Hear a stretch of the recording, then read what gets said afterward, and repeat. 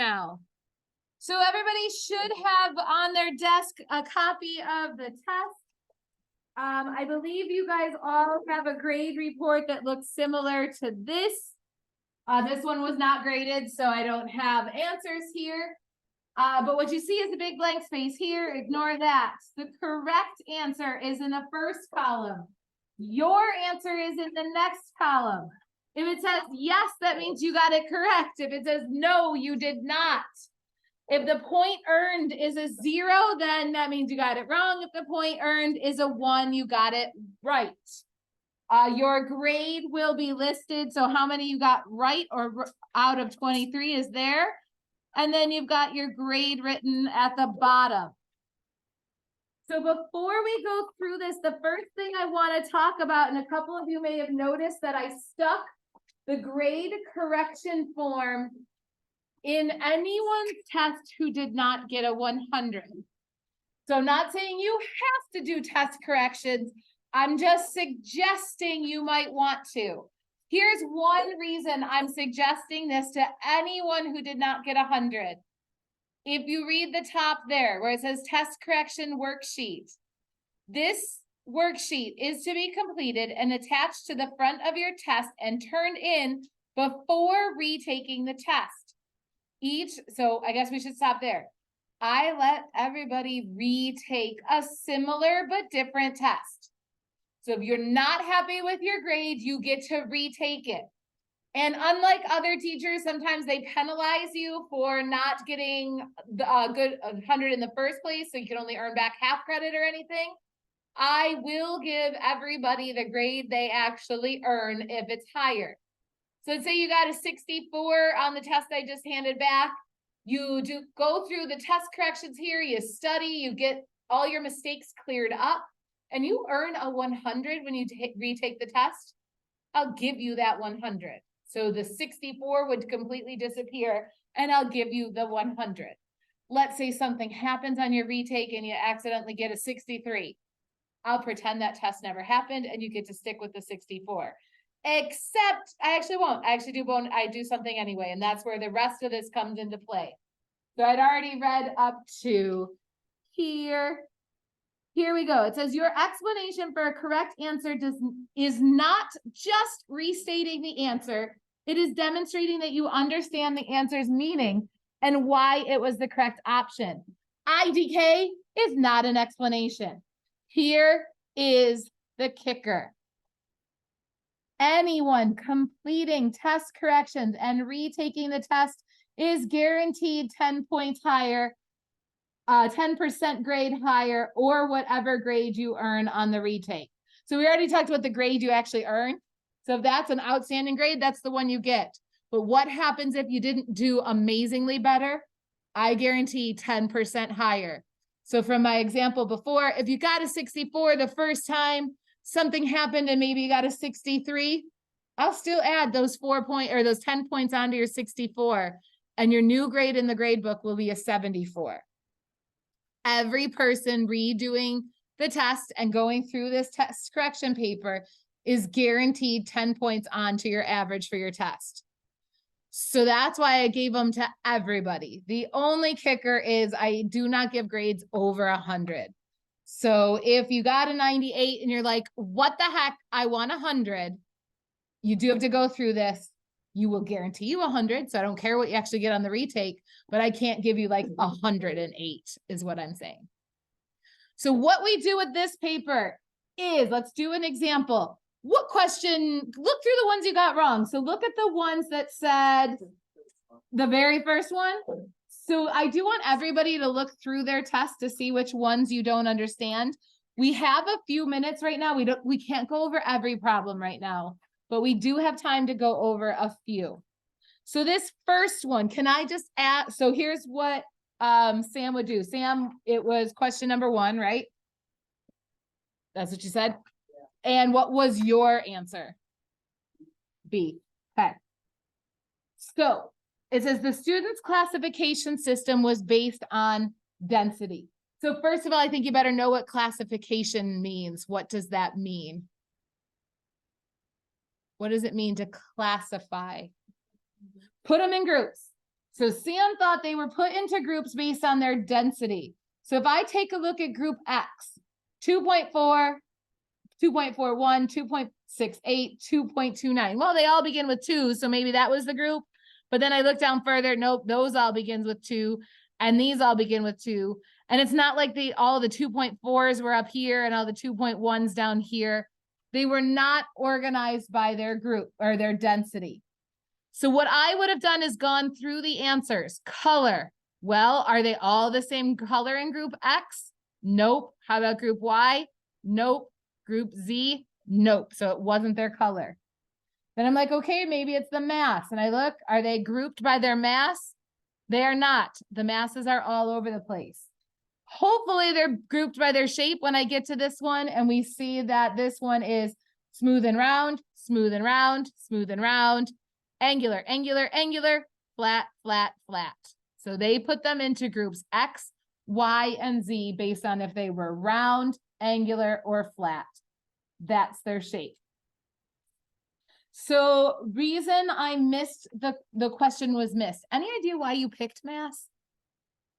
Or I'm sorry, density?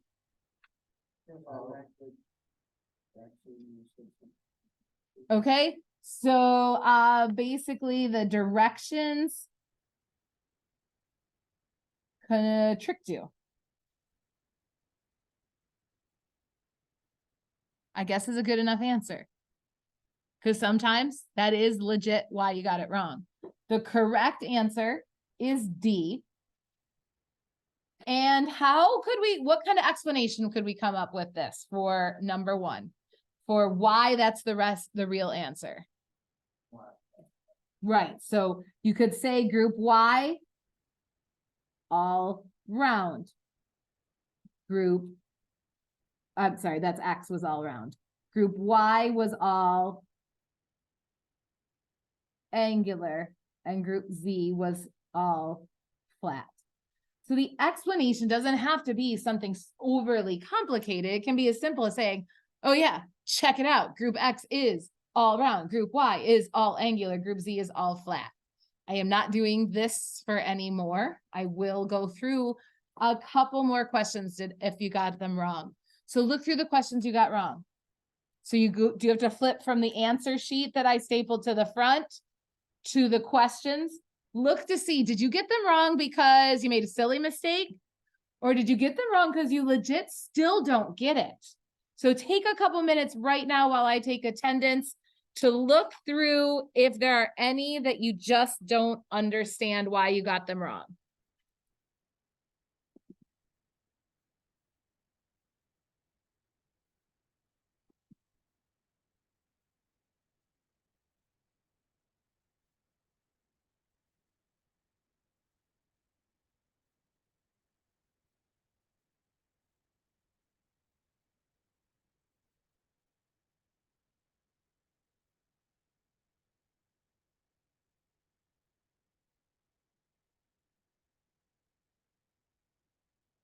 Anybody want me to go over any more?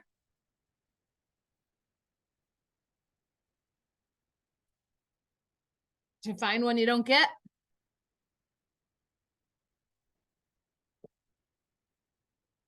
How about question 15? Did a bunch of you get question 15 wrong? Question 15 was the most missed question. So let's all go to question 15. Even if you got it right, hopefully it wasn't just a good guess and you did understand it. But if you didn't, and if it turns out it was just a good guess, why don't you listen to the explanation and make sure you understand what went wrong. So question 15 was the last question that used these pictures. And from the directions, we know that they're all made of the same uniform material. So we know that they all have the same density, which I think you guys had to figure out in a different one. But mass divided by volume, that answer is 2. So all the densities are 2. Oh, 2, not D. So just keep that in mind. It was good to know, have it in the back of your head. So question 15 says, a sample having a volume of 1 cubic centimeter was cut out from each object. By the way, what does that mean? A 1 centimeter about having a volume of 1 cubic centimeter is cut out from each. What does that mean? The volume is 1 for which one? All of them. So it means they broke off a 1 cubic centimeter piece from each one. By the way, does it say that they were cubes that they cut? It does not. Being 1 cubic centimeter just means that the label on the end is cm cube. You can have a square that has a 1 cubic centimeter volume. You could have a circle or a triangle or a cylinder or a jagged miscellaneous piece. As long as its volume is 1, then it's 1 cubic centimeter. So we know that the D for all of them is 1. We know that the V for all of them is 1. Knowing the density formula, D equals M over V, we know that the D equals 2. That was from up here. We know that the V from the problem is 1 for all of them. What else do we know about all of them then? Let's go through the answer. Would they all have the same mass then? Yeah, the only way for all of them to have a volume of 2 and a density of 2 is if the mass is also 2. We know that, just double checking the rest, we know that they would not, D would not have the greatest density because they're all the same. They don't have to be the same shape. We just talked about that. And we know that B can't have the greatest volume because the directions said that they all had the same volume. So you could have gone about it a couple different ways. You could have done the math first, or you could have eliminated the wrong answers. All right, does anybody else have any more you want me to go over?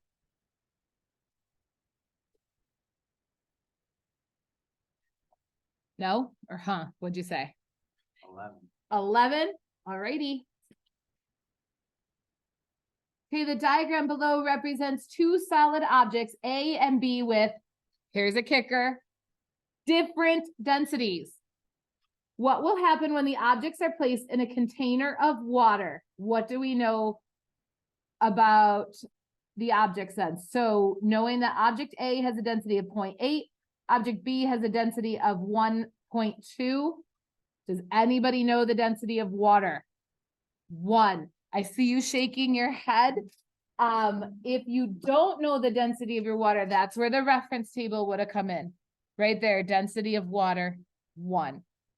So that was just a fun fact, I guess. So if we put object B, will object B float in water? Nope, look at its density. Density of 1.2 will not float. So both objects, will they float? B won't float. Will A float? 0.8? Yeah, that part's right. Will B sink? Yep. And then just to double check, will they both sink? No, because A will float.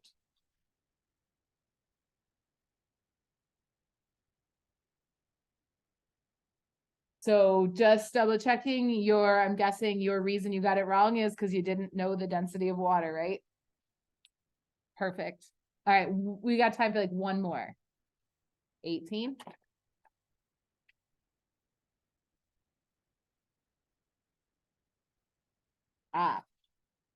This pretty much was straight from lab. So hopefully you remember this from lab, but we did talk about it in class. Question 18, the graph shows observed water levels in feet for a tide gauge located in Montauk, New York, on the easternmost end of Long Island from January 24th, 2008 to noon, January 25th, 2008. So we see the graph up and down, up and down, up and down, just like that sunspot graph. These changes in water levels can best be described because they're going in that up and down pattern that makes them cyclic. And because they're cyclic, are they predictable or non-predictable? Predictable. Answer C. All right, any last minute questions? So like I said, you do have to do this paper. That's only part of it. So this is kind of like the punishment part. if there is such a thing. So this is kind of like, you got to do it to like earn that right to retake a test. But once you do that, you can retake the test, but the kicker is it does have to be on your own time. And what I mean by that is you can't miss my class to retake that test. So if you have a study hall, you can do it in study hall or resource. If you don't have a study hall, it'll be a little trickier. You can come in, like I know like the doors open at what, 7:10 you guys get here and classes don't start until 7:30. You could come in a couple days at the very beginning. So instead of wandering around, you can take a test with me real quick. You can stay after school until you're finished your test. We'll figure it out, but you cannot miss class to retake the test. I normally give 1 week. I'm feeling since we're so close to Friday, I'll give you 1 week and 1 day. So you do have to retake that test by next Friday. Keep in mind that next week is homecoming week. So you might have other things on your mind and on your plate. So please don't wait till the very last minute to retake this. Any questions then on what needs to be done for retaking the test? All right. So again, guaranteed 10 points higher if you do this. It's highly worth it if you ask me. All right. So then I did ask you to pick up chapter 2. So if you haven't picked up the chapter 2 packet, they're right there on top of the blue bins at the end of my desk. Now, I am at an all-day training tomorrow. So that means I won't be in class tomorrow. You're going to have a sub. In fact, every single science teacher is not going to be here tomorrow. So what that means is I don't even know about who I'm getting as a sub, but all I know is it's a person who does not teach my class. So I'm trying to get us through something today so that you can basically work on your own tomorrow. Like I don't want to have to give you notes with a sub or anything that needs too many questions from a sub. So why I'm saying this is we're going to skip in our packet. So we'll start by saying this is chapter 2, which is Earth's dimensions. What are dimensions? Measuring. So we're going to be talking about how the Earth is measured, how we find measurements on the Earth, including where we're going to start today, which I think is page 5. Yep, page 5. And we're still not even going to do all of page 5, but we're going to do enough so that tomorrow you can work on your own without too much help from a teacher. So as soon as you get to page 5, you'll see it's on latitude, and then actually page 6 is on this is longitude, page 6 is latitude. You guys have heard of latitude and longitude before, right? And you probably thought you're pretty good at it, right? And you probably thought there was not anything else you needed to learn about latitude and longitude, right? Yeah. Wrong. Okay, so I'm going to 10th grade it up this year, plus show you how the Regents is going to mess with you. Because that's their job, is to mess with you, unfortunately. I hate that they do it, but they do. So I'm going to show you how they do it so that you don't get tricked. Like I said, we're not even going to go through all of latitude and longitude today. We're just going to go through a tiny bit of it. And actually a lot of what we're going to do today, I think, is the review part. Then I'm going to throw that kicker in at the end. So what we're going to do is if you turn over to page 7, page 7 is where our notes for latitude and longitude are going to go. So you can see I don't give you a very huge space to write. So they're just going to be key points. What all we're going to do today is the top part of this. We're going to hit the miscellaneous stuff next week. So we're just going to be looking for, and this is what we're doing. You're going to find these answers in the reading. So where is 0 degrees for both latitude and longitude? I'm looking for a name of a location. It's in the reading. What the lines are called. So before today, you probably just called them lines of latitude and lines of longitude, which you're not wrong. In fact, you can continue to say them, but they do have a fancy name that the Regents is going to use. Again, as long as you know what that fancy name means, if they use it, then you're fine. You don't have to use it though. Lines run. I'm looking for which way do they go? hint, here's some pictures that I already put in here for you, so you might be able to get that from there. Lines measure degrees, and by the way, it's not Celsius or Fahrenheit. We're talking about angles this year. And then the highest degree for each. And again, we'll skip the miscellaneous tomorrow and do that on Monday. So the reason I had you grab a highlighter is because you're going to be looking for those 1, 2, 3, 4, 5 on both sides. So 10 things in the reading. But we're going to skip some of the reading. So we're only going to read today up to the pictures on the first page and same deal on the back for those. So we're going to leave out the measuring longitude and measuring latitude for today. We'll come back to. Got your highlighters ready, looking for the answers? Again, looking for where, called, run, measure, and highest degrees. You need a highlighter, they're up there somewhere. All right, let's go. Mr. D said he's going to read. All right, number 1. Longitude is the distance in degrees measured east or west of the prime meridian, 0 degrees. The reference line for longitude is the prime meridian, which passes through Greenwich. Meridians are imaginary semicircles on Earth's surface which converge or meet at the poles. As one travels east or west from the prime meridian, zero longitude, the longitude increases until it reaches a maximum of 180 degrees. The international date line, which roughly follows the 180-degree meridian, with some deviations for the convenience of certain land areas, is a continuation of the prime meridian just on the other side of the globe. 180 degrees is the maximum longitude. If you travel west of the prime meridian, you are in the western hemisphere and have a west longitude. If you travel east of the prime meridian, you're in the eastern hemisphere and have east longitude. The longitude of any point is a measure of the angle between the line drawn from the prime meridian to a line joining the poles, polar axis, and then back to the point. For example, a line drawn from the prime meridian to the polar axis and out to a person in New York State to form an angle of 75 degrees. This means that the longitude of that person is 75 degrees. It is west of the prime meridian, it is 75 degrees west. All points on a given meridian have the same longitude. So that's as far as we're reading on longitude for today. Did you find all 5 answers? Maybe. No. Which one are you missing?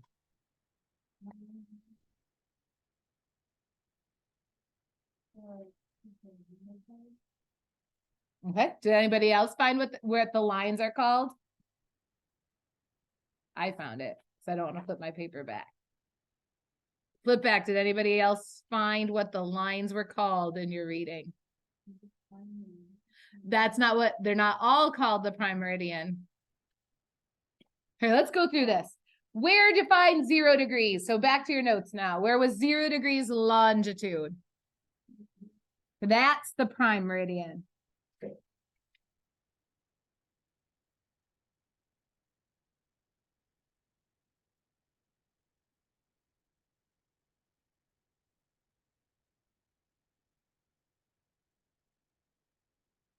And did anybody find now what the rest of the lines were called?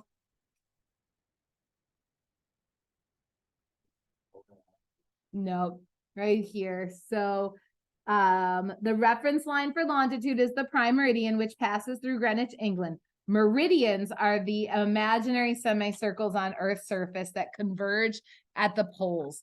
So that they're all just called meridians. There is a special one, that's the prime meridian, but all of them are just called meridians. Now, I actually just said that they converge at the poles. So which way do they go? Vertical works.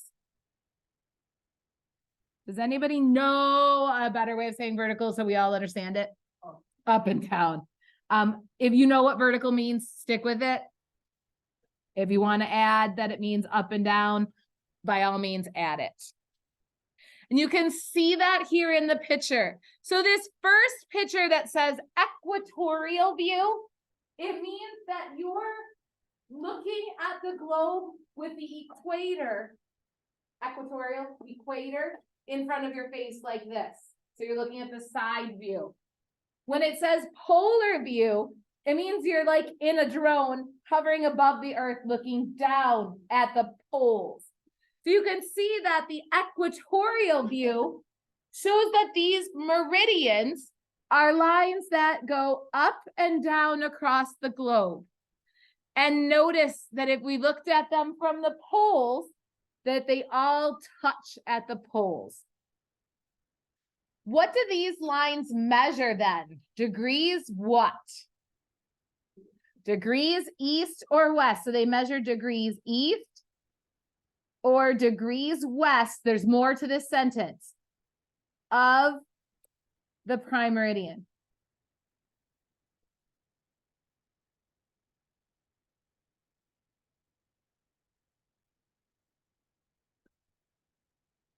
So measure is really just how far east or how far west of that prime meridian you are. And did anybody find the highest degree? What was it, Alex? 180 degrees. Now, notice I didn't say east or west because it's equal. If you're on that 180, it's 100 degrees east or 100 degrees west. So you don't even have to bother with a label. This did have a fancy name. Did you find it? Flip back. What's that? Yeah, that's the international date line.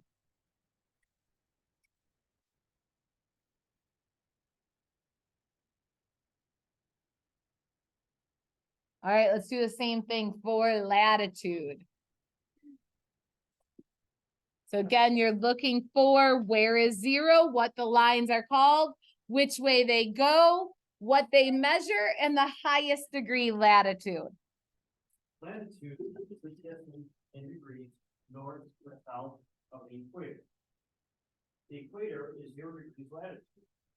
Well, the North Pole is 90 north latitude, and the South Pole is 90 degrees south latitude. The reference point to determine a person's latitude is the equator.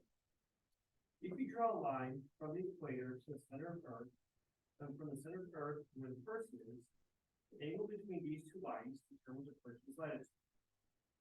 For example, the angle formed between the line drawn from the equator to the center of Earth and a line from the center of Earth to that location in New York State would be 42 degrees. That means that the latitude of that location in New York State is 42 degrees north. All points that are the same angular distance from the equator have the same latitude, and lie in circles called parallels of latitude. These measuring lines circle Earth in east-west direction parallel to the equator.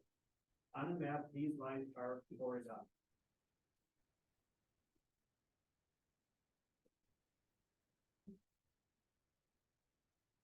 All right, how about that? Did you find all the things you needed to find? Yeah? Let's fill it in then. Where is 0 degrees latitude? That's the equator. And what are they called?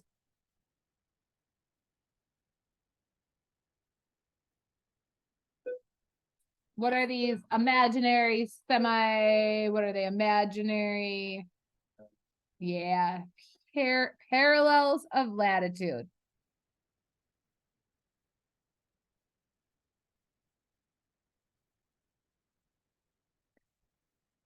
Can you tell from the drawing why they're called parallels of latitude? First of all, they are horizontal. We can add that here. And notice that they're parallel. What it means, parallel means they never touch. So see how these circles never touch? Even at the poles, unlike over here with the longitude, they do touch. So those ones aren't those ones aren't parallel, sorry. What do they measure? Degrees north or degrees south of the equator. And what is the highest degree that they listed? 90. Now notice I'm going to label this one 90 degrees north and 90 degrees south. Those are the biggest numbers for latitude. 90 degrees north has a fancy name. What's it called? 9 degrees north has a fancy name. What's it called?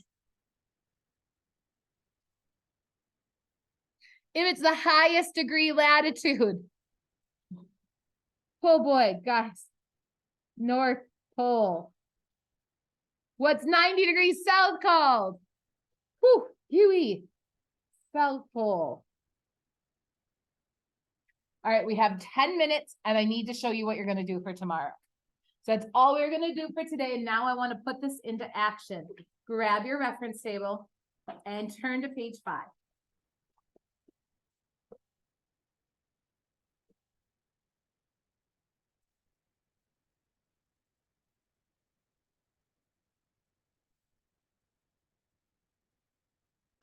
Once you get to page 5, you will notice you should see a map of the earth. Now I do have a question. Are your purple ones really faded? No. Or can you clearly see some? It looks like some of you have some faded ones. What I mean by faded is this one where you can't even see where the continents are. If you have a faded one, I already have copies. Oh, If Yeah. they have a fade, if you have a faded one, Mr. D is gonna bring you a new page 5 to stick in your reference table. So notice how you can barely see the continents here, but you can really see the continents here. I need you really to be able to see the continents. Some aren't as dark as mine up here, but as long as you can see them, yeah, looks like you guys got the duds. Last period, all right, it looks like almost everybody knows one. You're good? You could see them. I can see those. Where? We're talking about these? These, you gotta be able to see You these. can, oh, yeah, I can see them. You got, Oh, I printed the wrong ones. All right. you wanna, Here's what I want to do. here, actually. No, it's these right here. These reference tables have beautiful page 5, so you can rip them out. Let's try this again. So I gave Mr. D page 4, not page 5. Up here, one of them. Perfect. That'll work. All right, so here's what I want to do. I want to talk about this. First of all, it's a map about plate tectonics. That's why when you look at North America, it says North American plate. It doesn't just flat out say North America. Australia says Indian Australian plate, not just Australia. If you ever do need to know the actual names of the continents, you should notice that if you flip over to page 4, it's the exact same map without the plates written on it. So like there's just plain old North America, there's Asia, there's Africa. Do you guys have any issues with this map? Does it look a little weird to you? No, this looks like every map you've ever looked at? Kind of, but not really. It's kind of like off. It is off center. Where, and when you just normally look at the map, where's North America? Where do we live? Oh, wow. We're usually to the left. Yeah, not in this. Not on this one. This one's got Asia to the left. So you're right. So it's not, okay. So you get the concept then. So normally well, let me go back a step. So let's go with what is normal. Grab your ruler. Can you guys put your ruler latitude across the map, please? So I'm just seeing, first of all, if you know latitude. We're going to be on page 5, not page 4. All right, latitude. I remember latitude is latitude flatitude. So it's going flat across my paper. I've heard latitude fatitude. So it measures how fat the earth is. I don't use that one because I don't like to body shame the earth. No, that's not it. I don't use that one because the earth is pretty fat both ways. So I don't like to use fatitude, but if it works for you, do it. I've also heard latitude latitude, which also works if you think of the rungs of a ladder. It doesn't work if you think of the sides of a ladder. So however you remember it, or you could just remember latitude is that one. I don't care how you remember it. Just remember latitudes are the horizontal ones. I would like you now to find the equator, please. What were the measurements for the equator? What's the degrees? 0. So you should notice there are 2 zeros, one on the left, one on the right. When you line your ruler up with them and draw a line, you have just drawn the equator. Please do that if you haven't already. I am going to label it.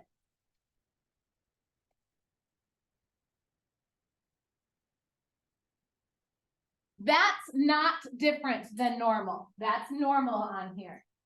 The other thing I want to label then is north and south. So if you come over to the edge of your paper over by Africa, you have some spare spot to write. I am going to draw a line from the equator pointing towards the top of the paper. Guys, real quick, can you guys point up for me right now? Okay, now can you point north? It's technically that way. By the way, north is towards the city for us. Do you notice, again, let's just try this again. Where's up? That way. And where's north? Do you see the difference between the two places we're pointing? You cannot interchange the words up for north or the same deal. Down is this way, south is that way. They're two very different directions, and you cannot just use the words up when you mean north and down when you mean south. It'll be wrong. So I will need you guys to get in the habit of saying north or south instead of up or down. So right here from the equator towards the North Pole, we're going to label north. Yep. I'm right here. So now we're going to do the same thing, but we're going to label south. It's not down, it is south. So an arrow pointing down the paper is acceptable, but you can't just say down. Good. So now we're going to label that south. So if we take a look at North America, why is it called North America? Because it's north of the equator. Great. Now we're going to, first I need you to put down your pen or pencil, because this is where people screw up and then we have to fix it. Take your ruler and put it on the prime meridian, please. Take your ruler and put it on the prime meridian, please. Don't draw anything, Alex. And the reason I was so firm with that is because I only see like 4 people with their rulers in the correct place. No. What's the degree? No. No. What? Okay, go back, look at your notes. What is the degree? No. What is the degrees for the prime meridian? 0. Remy, is your ruler on 0? No. Alex, was your ruler on 0? No. Hey, Chris, was your ruler on 0 when you drew that line? No, it was not. That's why I told you not to draw a line. Yeah, you guys are all on 180. You're used to seeing the prime meridian going down the center of the paper. This is where the Regents people mess with your head. So now please find 0. It's all the way over here to the right. We're going to do the same thing. Draw a line down the prime meridian. Label it prime meridian. And now we're going to label which way is east and which way is west. In case you forgot, I am going to draw a little guy down here that has never eat soggy worms. So knowing that, if this is the prime meridian, if we go towards the right, that's east. Does that mean only this little section is east? No, guys, the world's round. The world connects. So this 20 here, if you notice, is the same 20 over here. So we're going to also add a line going from 20 until you stop at 180. Do not draw a 180 line down your paper. It will mess with you. So I did just put a little mark there. This whole section is east. So what is this section here? This from the prime meridian until 180 is west. Let's do a practice latitude and longitude. First of all, do you guys know where Buffalo is on this map? Yeah. Right about there. Buffalo has, we have an advantage. Buffalo is where these two little Great Lakes touch. We're really on the tip of Lake Erie. So put pretty much where those two lakes are touching, put a big old dot.